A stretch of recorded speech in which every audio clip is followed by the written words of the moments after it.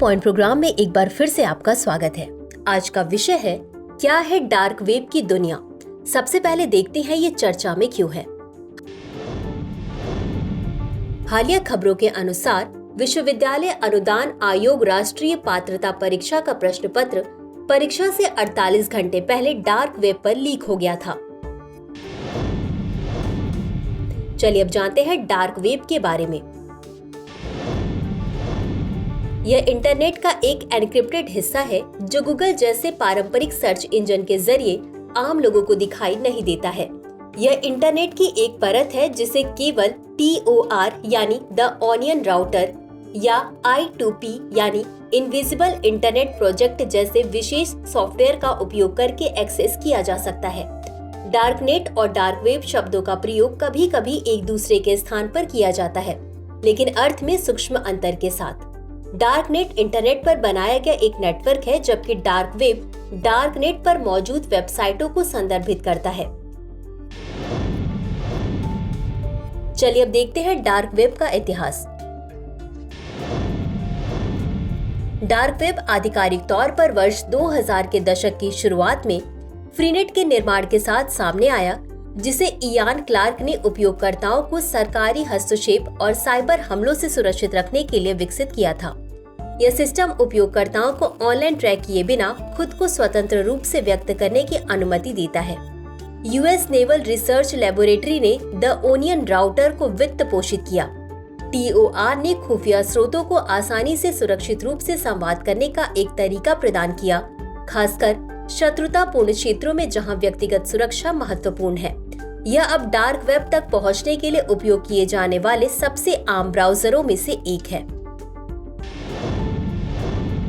चलिए अब जानते हैं डार्क वेब, डीप वेब और सरफेस वेब के बारे में।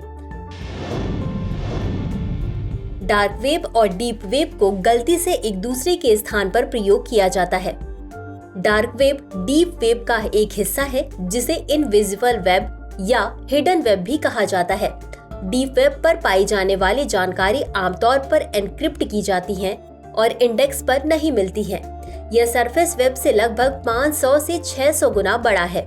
सरफेस वेब, जिसे विजिबल वेब या इंडेक्स्ड वेब भी कहा जाता है, वर्ल्ड वाइड वेब का वह हिस्सा है जो आम जनता के लिए आसानी से उपलब्ध है और मानक वेब सर्च इंजन के साथ खोजा जा सकता है।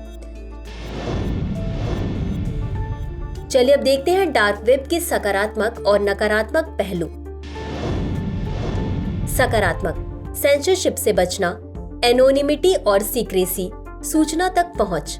नकारात्मक: अवैध गतिविधियों को बढ़ावा देता है, मैलवेयर और घोटाले, दूसरों की निजता का उल्लंघन करता है, कानून प्रवर्तन चिंताएं, आतंकवादी गतिविधियों को अंजाम देना। क्रिप्टो करेंसी के उदय ने डार्क वेब की लोकप्रियता को बढ़ा दिया है, खासकर साइबर अपराधियों के लिए। डिजिटल मुद्राएं डार्क वेब पर खरीदने और बेचने वाले लोगों को एनोनिमिटी प्रदान करती है। तो चलिए अंत में देखते हैं आज के अभ्यास प्रश्न को।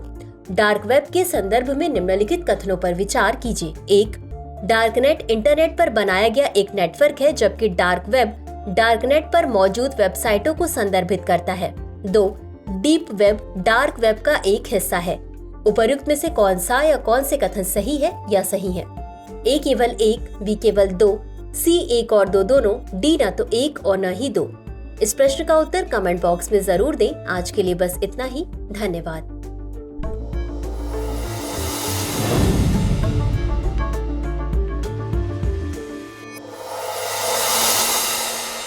डियर व्यूअर्स, अपने एग्जाम की तैयारी को और बेहतर करने के लिए हमारे चैनल को लाइक, शेयर और सब्सक्राइब करना न भूलें।